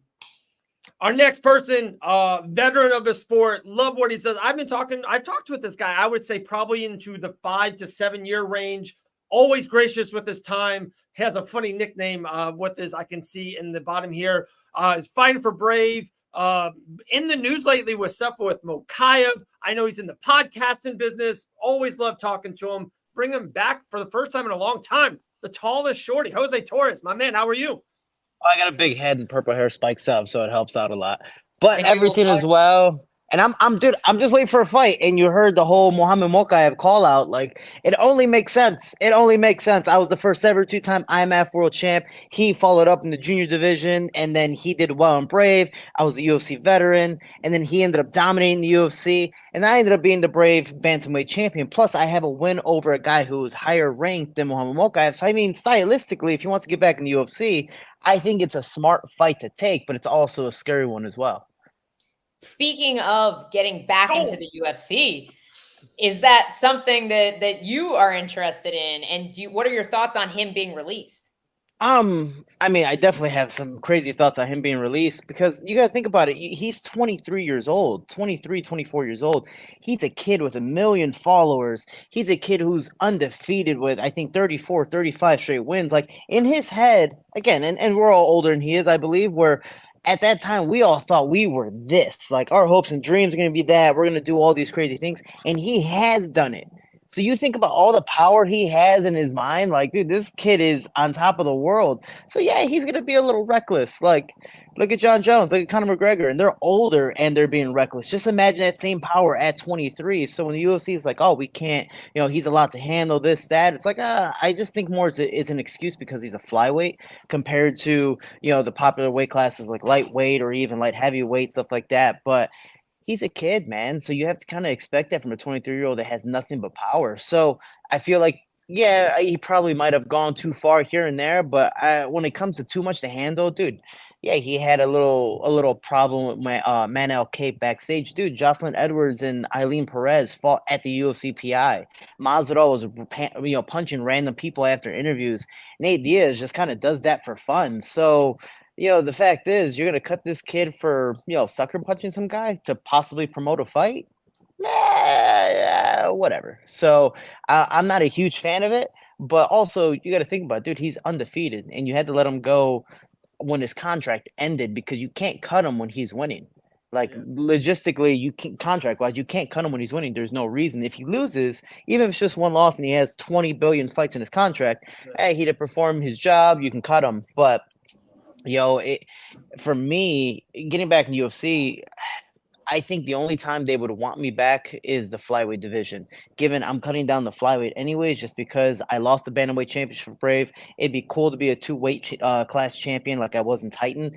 Go back down to flyweight, hopefully win that, and then maybe move back up to bantamweight and be a simultaneous champ again like I did in Titan FC. But me, I just want to fight some of the best names, and since I'm not fighting for the belt at bantamweight anymore, might as well go down and see where it goes. And it just so happened Mokayev came in, and he's a brother. I treat him like a little brother too, and he's, he texts me before every fight, and when I want to fight someone, it's honorable. It's not like, oh, you suck, this, that. I want to use your name. I'm like, dude, you're a fun fight. Like, no offense to Brave, but no one knew Ilya Temporia. No one knew Muhammad Mokaev. No one knew, Kazmat Chimaev until they left Brave. They were all phenomenal fighters still until they left Brave and made a name in the UFC. For me, my opponent that I lost to in Kostin Ndebele, he's a great fighter. Obviously, I lost to him, but no one knows him yet. Hopefully later on, he makes the UFC or one or whatever the case may be and creates a name. But I need to fight name opponents. I'm 32. I want to create some type of legacy. I don't want to fight these fighters that are good. And again, I'm not putting them down. They just don't have a name.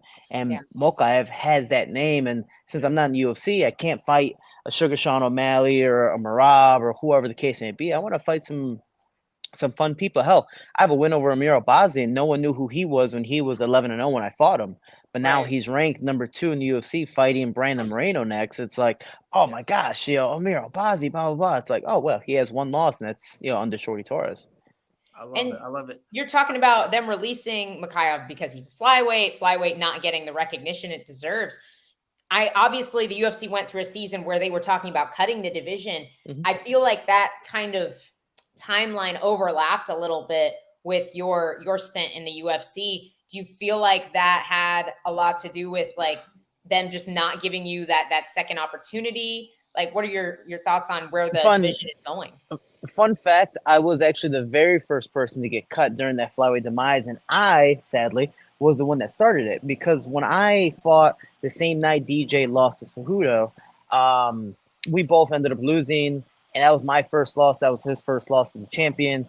And DJ, being, I think, an 11-time title defender, he's like, I don't feel like winning it. I feel like I can get more money somewhere else. I don't have the respect that I want to, like the other champions at different weight classes. Again, DJ was the most dominant champion, not just at flyweight, but in UFC's history. But no one really knew that. No one really recognized that because he was a flyweight. There's not much promotion on the West for the small guys.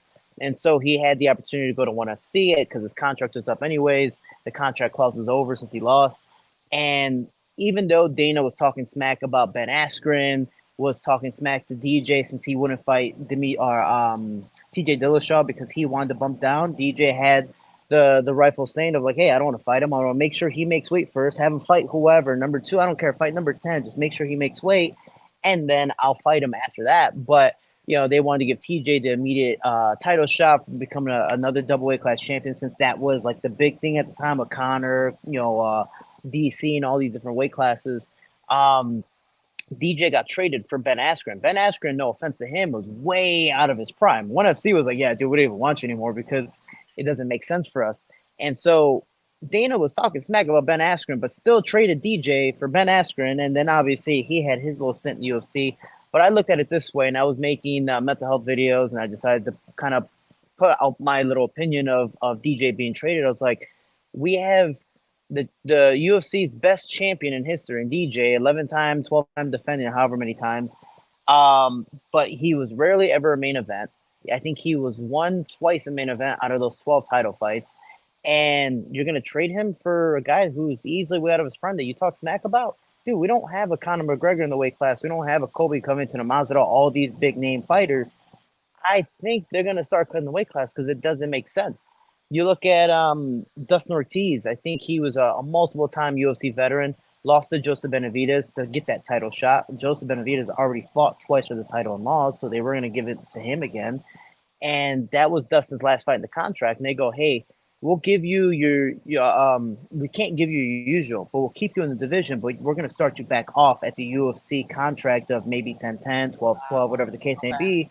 And he's like, yeah, no, I'm going to go sign for the promotion.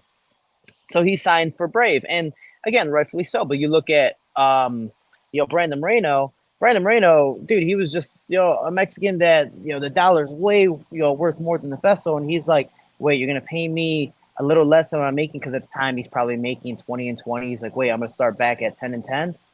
Dude, I don't care. I'm in the UFC. I'll use it to get sponsorships, and good for him. He got sponsored by Legos and all that stuff. But he invested in the UFC and got the chance to be a champion, but sadly, again, not belittling him because he's a friend of mine, but he won it at the smallest weight class. They just needed exciting stuff. That's why they had him and Figueiredo fight 4 times, because they needed some type of excitement in the weight class. So I don't say they're gonna cut the weight class again, but it's also still the smallest one, and not just saying weight wise. Like we don't have a roster like the lightweight division, the light heavyweight division, or all these bigger weight classes. So that's why you see Steve Urshett getting a fight over Mohamed Mokaev when Mohamed Mokaev was, I think at the time, I think he was 7-0 in the UFC with 5 finishes, give or take. And it's like, why did Steve Urshett get the title shot? Because Steve, his last fight, he ended up winning by a knockout against Matt Schnell. It's just exciting, something they can promote. He's fresh off a knockout. You look at the Japanese fighter who finished Alex Perez. They were already in talks, even though it was an injury default in the fight. They're like, oh, man, let's give him a title shot. It's like, but what? No, dude, sadly it was injury. Like, he looked good, for sure, but Alex Perez was winning, all this stuff. And because the Japanese fighter has a big name and won, because of the finish, they're like, we're going to give him the fight, given I think he has a fight against Brandon. I can't remember. There you go. He's fighting Brandon Royval. So I'm like, okay, cool. At least that one makes sense. And then whoever wins will hopefully get the title shot against, I can't remember the champion's name. There you go. I miss him. I love him. But, so we'll see what happens. But I'm not a fan of how the flyweight division's going. But me cutting back down the flyweight and winning gives me the opportunity to go, hey, it's a dying division. Let me revitalize it. Let me have some fun. And hopefully you give me the second chance. Because I put my name out there about that whole DJ video was the reason why I got cut. It wasn't because I lost. It was because I got cut. Or because I talked bad about the company and got released. It wasn't bad. It was an assumption. I just so happened to be right. You can't fault me for, accidentally telling the truth. It's like a self-fulfilling prophecy. You're like, oh, maybe they're cutting the division. They're like, yep, you. Yeah, no, I got really screwed because, again, I had this great resume, all that stuff. But if I was any other weight class, especially obviously not a flyweight, dude, if I was any other weight class, I would have been paid respectfully, or if not, would have been called to the UFC a lot sooner. Now, when I got called to the UFC, I had already 10 calls. The only problem is, and I don't know if matchmakers just didn't listen to me or didn't care, but I had a broken hand. I had a torn MCL. And they're like, so you want to fight next week? I'm like, dude, I can't fight for like 4 months, or I can't like do anything for 4 months. I'm like, okay, well, how about when the 4th month starts? I'm like, no, I can't hit the bag until then. Like, dude, come on, like help me out here. So I received that last minute call against Jared Brooks. I'm like, fine, I'll take it because I kind of have no choice. And then I received the ultimatum to fight Alex Perez literally the next month. I fought, my 2 fights were in 2 months, 9-day notice and a 20-day notice. And for people who know me, the reason why I bumped up the bantamweight, I cut 26 pounds and 28 pounds. So I lost 54 pounds in 2 months as a flyweight. I got red flagged the last fight. They canceled the fight and then brought me back on. They're like, no, we fixed it. And obviously I lost, whatever. It just, I wasn't there mentally right. And I'm like, man, I wish I would have had a better opportunity, but I had the opportunity I was given and I didn't take full advantage of it. So for me, I'm just trying to fight whoever's there and put on the show, but hopefully it's named opponents. I love it. Dude, and I know I don't want to rewind too much, Jose, but like you said something about Mokaev that I thought was such greatly said about like how he's so young, and sometimes all the time, like there's shelters, there's like boy and girl clubs. Like when you have a troubled teenager, it's not good to be like, hey, I'm kicking him out of the house on the street, because that's when bad shit can happen. You know what I mean? You almost have to hug them and cuddle them more, kind of a thing. And maybe it's one of these things like the UFC, it's like, you might need to hug Mokaev more, or they could have hugged him more and be like, okay, like I know you're a man, I know you can take care of yourself, but like they do it to Conor, like they cuddle Conor McGregor, so it's like they could have hugged him more. But I think it was greatly said about like they kind of just like kicked him out on his own, and it is what it is. But back, you had anything? No, I mean honestly. Like, and I'm not like stating that he's being a drama queen, but dude, I was a drama queen when I was 33-0. Like, I get it. Like, dude, I thought I was amazing, So you think your shit don't stink, yeah. Yeah, that's just. But you're also a fighter that needs to believe you are the shit. Like that's our sport. If I have any second guess, dude, I might lose. So, especially with him, literally 1 million followers. You have a whole country, if not countries, following you. You are undefeated. You're beating every ranked name. You're doing big things, and then you see Conor, you see all these fighters doing crazy stuff out there, not getting any consequences with it. You know what? I think I could do it too. Let me dabble in it as well. So again, like we were all young ones where we all experimented. That was him experimenting, and obviously the consequence came into play, but there was no warning. Again, I don't know if there was warnings on the side to tell him to calm down and this, that, but from what I see is just, hey, don't do this. Oh, you won your fight, you're released because your contract's up. So it's I don't know. I think it's too harsh of a thing, but I also know that he's definitely learned his consequences and from his actions. But we'll see what happens next. But I know when UFC makes their decision that they're pretty like, that's it. My foot is down. I don't think I'm gonna second guess myself. I'm pretty sure. Didn't Mikhaev say, or somebody said that like he like called and said he would fight for free if they would re-sign him or something like that? I don't know if that was confirmed. No, he said that Dana didn't care. I mean, and that's how you know he's still young. Like, dude, you don't want to fight for free. Like, no, you don't want to fight for free. Like, and you don't want to say that you said you were going to fight for free. Either, I mean, he don't have a bargaining chip. Yeah, and I mean, he has a family too. So, like, dude, you don't fight for free. Like, that's dumb. But the thing is, like, even Dana talked about it at the next press conference again for another fight. He's like, so I don't want that trouble. I don't care if you want to fight for free. I have a lot of guys that want to fight for free. That I can promote, and there's knockouts and this and that. Might not be the same skill or talent as fighters, but if I invest in them long enough, they might get to your skill level. So the fact is, he probably also is getting paid well, especially for the flyweight division. Maybe they don't want to pay him, because again, like I told you with the whole Dustin Ortiz thing, like Dustin was a veteran, multiple time fight veteran, obviously respectfully got paid, moved up the ranks, but when you have a dying division, do you want to waste that type of money? It's like that's kind of how the UFC saw it. And again, it's not, I don't believe, because I'm a fighter, so I'm biased, that you're wasting money. I think we all should get paid more. But when you're in a division that's not being promoted and no one really cares about, it's also, partly the UFC's fault. I mean, hell, Joseph Benavidez and Sergio Pettis fought in the UFC fight past prelims way before the whole Fox and UFC deal for Sergio to get a title shot. But he lost. But that was in a UFC fight past prelims. Dude, you literally had the number 2 and number 3 guy fighting for a title shot, and you put him as the second fight of the night. Yeah, of course no one's going to watch it. Like, no one, like the average fan doesn't have UFC Fight Pass. They probably didn't even know about the fight. Exactly. So, and then they're like, dude, when did this happen? Strong. Like, there's just, how are you going to promote that? So that's the hard part. I mean, I think it takes 2 to tango, so there's always fault of both parties. Maybe, sometimes more on some side, less on the other. But the fact is, like, it takes 2 to tango. So, yeah, sometimes we might not be as exciting fighters, but I think, dude, we're fast, we're entertaining, we're explosive. You have some guys that are now starting to be knockout artists, and that's why they're promoting them more. But they're trying to almost make it like Combat Global, where they don't want any takedowns, even though it's MMA.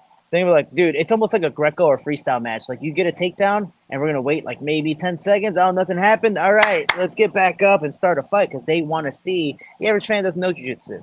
The average fan knows somebody getting hit and getting knocked out, and that's what they want to see, and that's something that they also had against Muhammad Mokaev because he was a high-level wrestler. Jose, like I said, you and I, we've been talking for a long time. I remember talking to you in garages. I remember talking to you at American Top Team 5, 6, 7 years ago.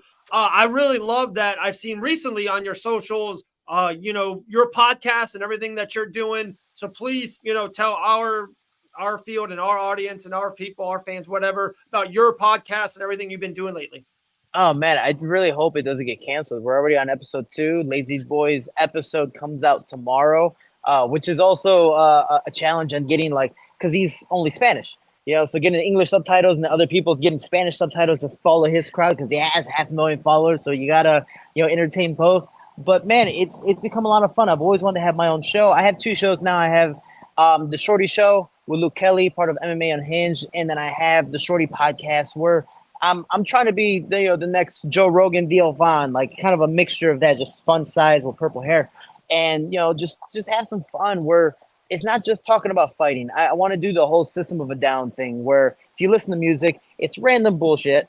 The point, you kind of snuck in there, back to random bullshit. Like, that's fun. I want to have the sandwich theory. Description of System of a Down music I've ever heard. Like, go listen to Cigarro. Like, I don't want to say the lyrics because it's very raunchy and they might get this video taken down, but it starts off saying by some crazy stuff. You're like, oh, that caught my attention. Even though I'm not into it, dude, it caught my attention. And then you're like, oh, okay, the point, political point, back to the random bullshit. Like, that's the fun part. So for me, dude, my first episode, I had Alex Perez on. For people who don't know, Alex Perez gave me my first knockout loss in the UFC and just loss in general in my career. All we did for most part of the episode was talk shit to each other. He's like, oh, but I knocked you out. I was like, yeah, it took you 103 punches, pillow hands. He goes, damn, they do call me pillow hands. But I got the job done. I was like, and we just kept on going, dude. It was a lot of stuff. And then we'd randomly sneak in the topic and then go back to hating each other. So it was a lot of fun. Lazy Boys was a lot of entertaining. We have one, literally, I don't know if I could really swear on here, but we have one shit story with Cameron Else where I'm pretty sure if it was during COVID times, that he could have gone to prison. Like, he played pranks on people that you were just like we're listening to it, we're like, dude, I'm pretty sure if this was now, you'd be in jail.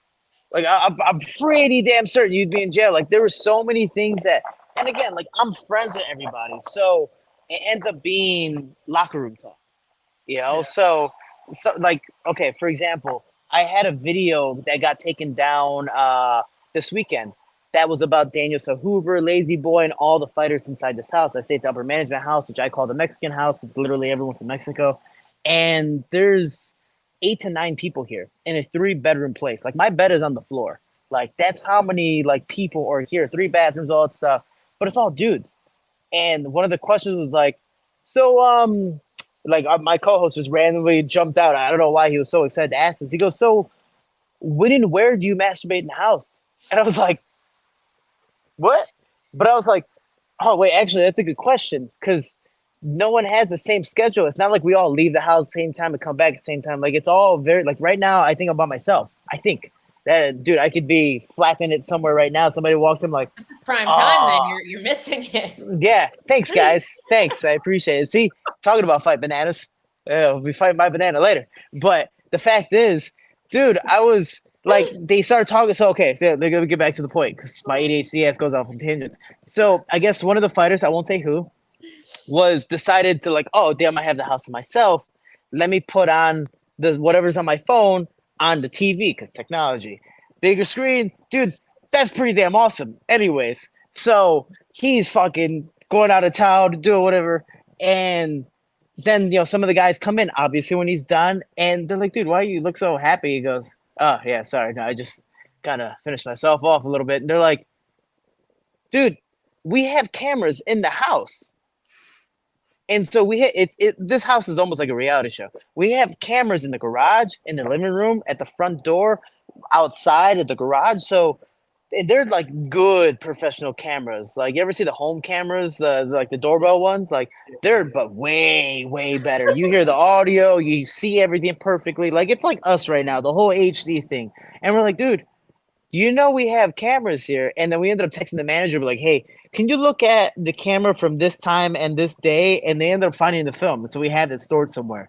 So if we want to blackmail someone, we're going to get you. Now, but it's just one of those things that, like, we're like, dude, so it ends up becoming a reality show. So anyways, we posted that, again, Locker Room Talk on my podcast, and we made a reel about it, and I guess it was a little too raunchy for Instagram, so it got taken down. But it had, I think in 24 hours, I think it had 30 to 40,000 views. It got shared 800 times, and I'm only on my second podcast episode. The only hard part, I would love some advice, David, for both of you actually, is how the hell do you get people to transfer from Instagram to YouTube? All they got to do is subscribe. Dude, help me monetize. All you got to do is this.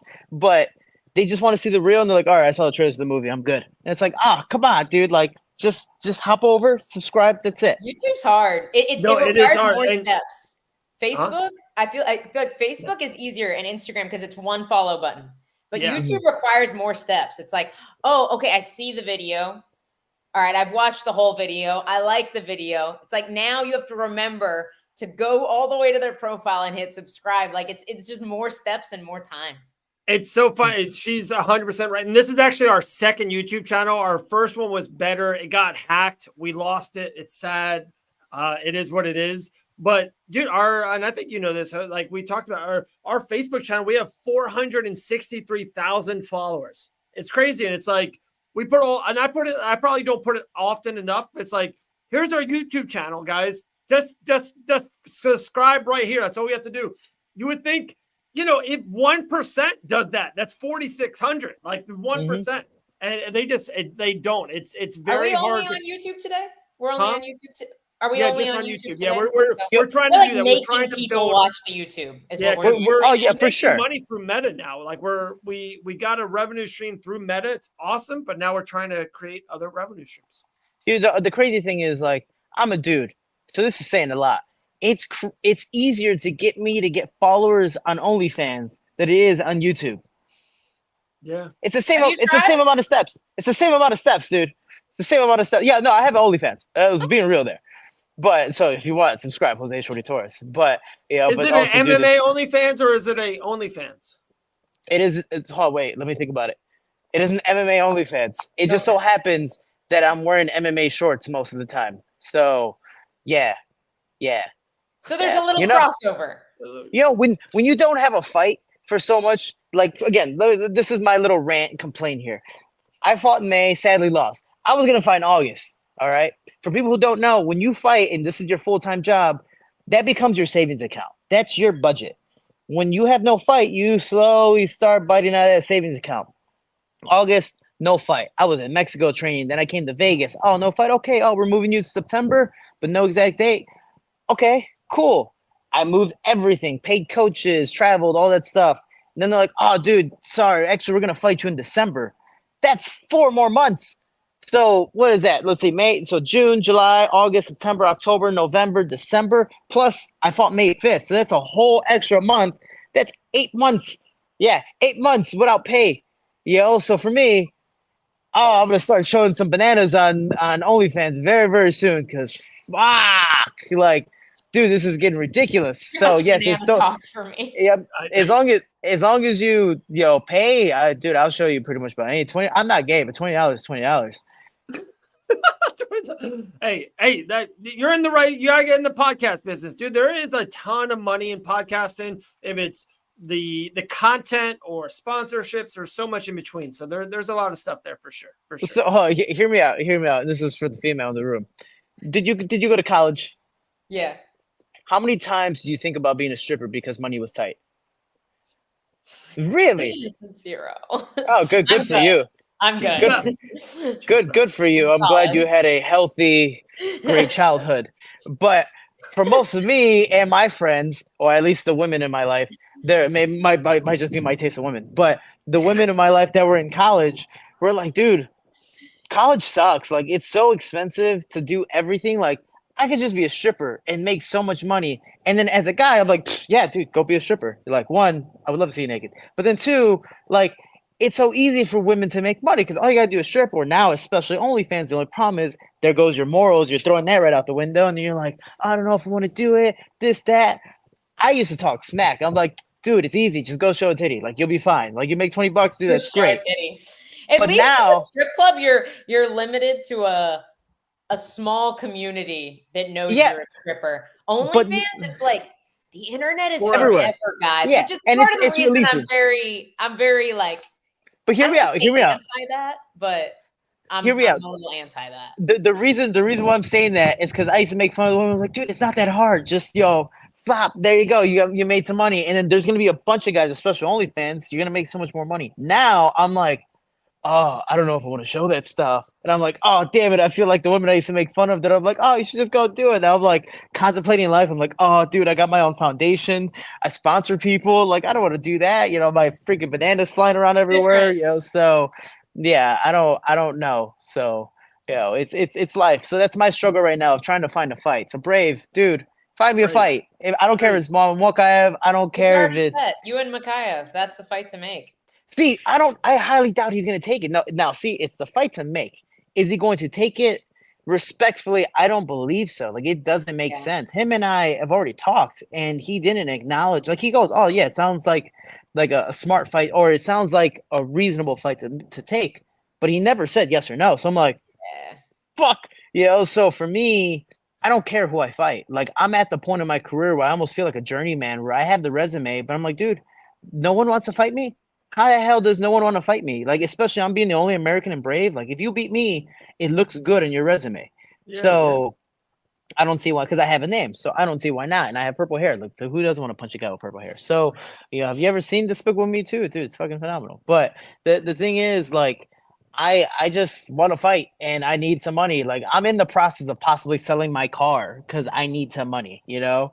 So my banana is gonna be flaunting and everything. So when you see some raunchy stuff on me, I'm like, Just remember, you just put out this Shorty's podcast. not gay, but $20. He will take $20. Dude, I'll do some raunchy stuff for $20. Like but I gotta charge inflation now. So it was like 30 bucks. Dude, I'll do some fucked up shit. So excuse my language, excuse my French. Oh my goodness. This is by far our least family friendly show in a while, Dave. A lot of banana talk. Jose, plug your podcast. Where can they find you? What's your YouTube channel?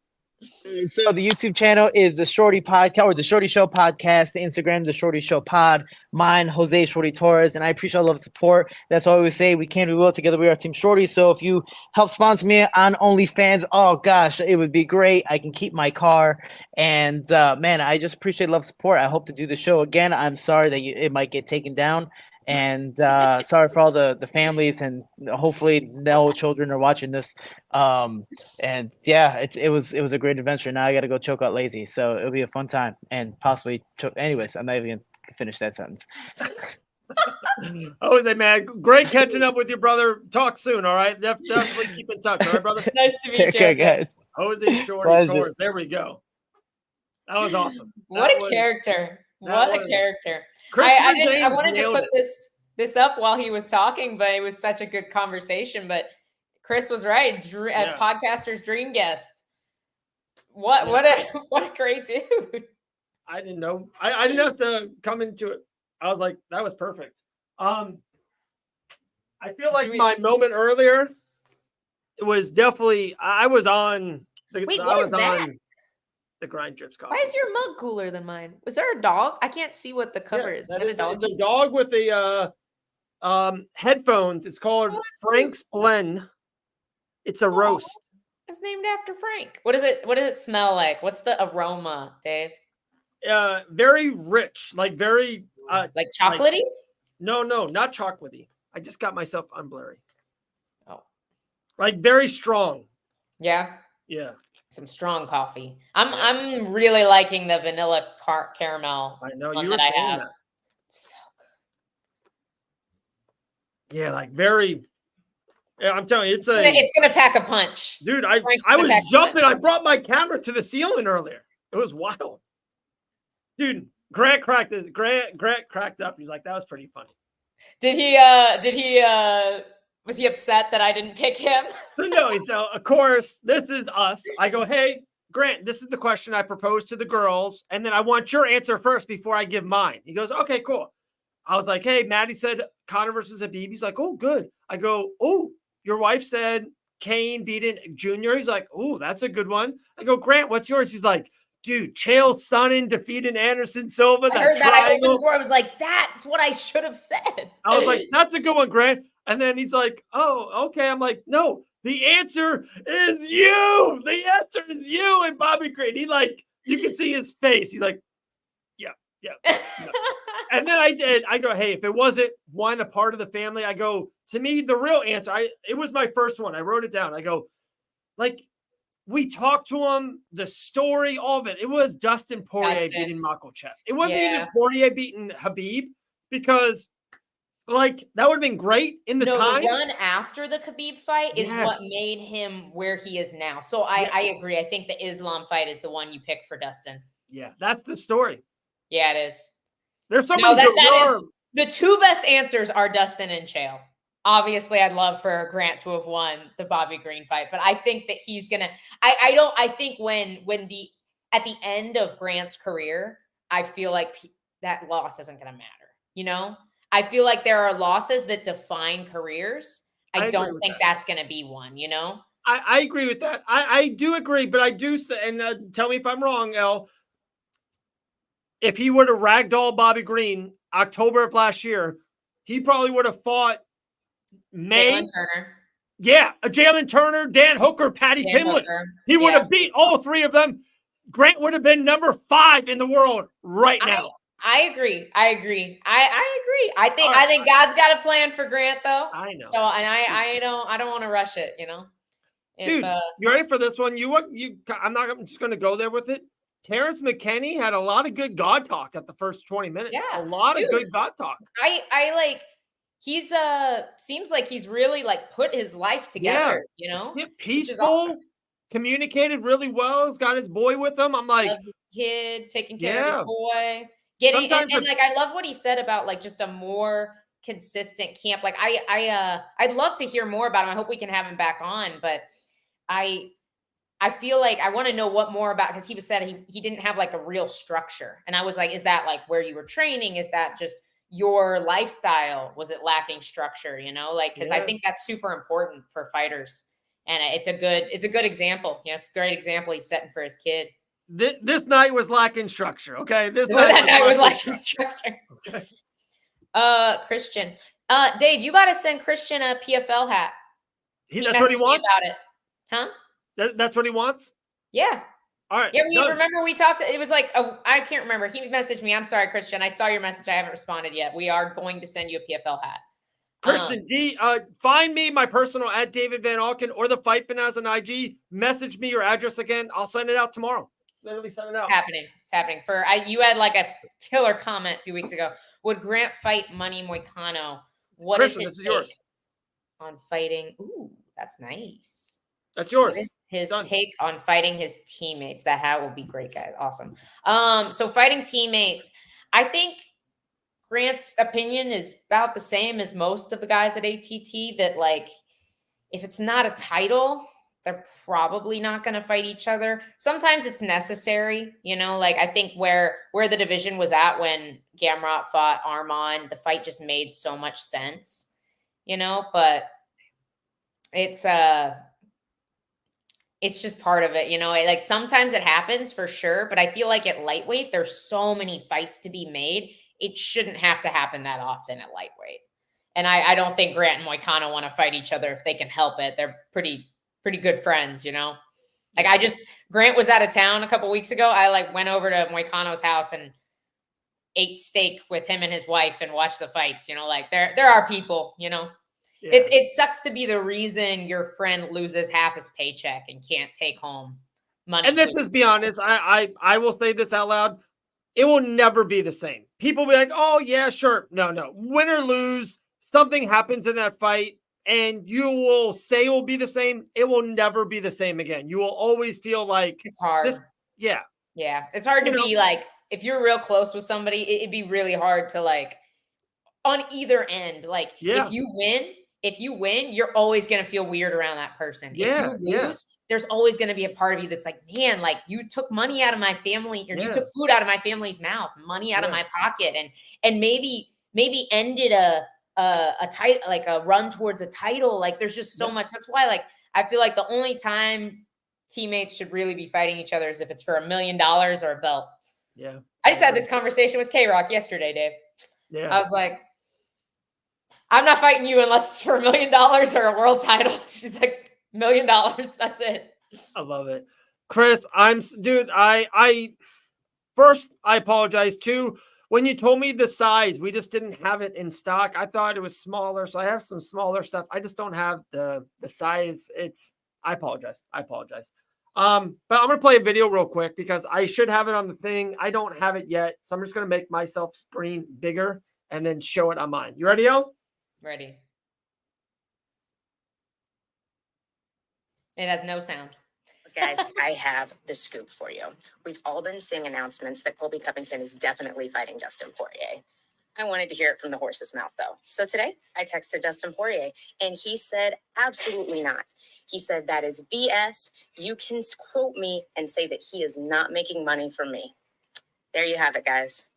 No fight happening between Dustin Poirier and Colby Covington. Let me make sure I quoted him correctly. I think that's what did he say? I love it. Hang on, I love it right now. Dustin's the man, guys. He's such a good human being. Like he is the man. There's a reason he's the people's champ. But he said, "You can say I said he'll never make money with me. It's BS." Those are his exact words. That's a scoop. That is a scoop because I heard that it was confirmed, and I was like, I know for a fact that Dustin Poirier doesn't think it's confirmed. So let's ask him what's going on. You know. I know you hate this, the whole like, oh, they're targeting this fight. It's like, Is it happening? It's my biggest pet peeve in the industry. I don't even mind if you're wrong. Like, because sometimes stuff like that happens, or you hear things, and we all been there, right?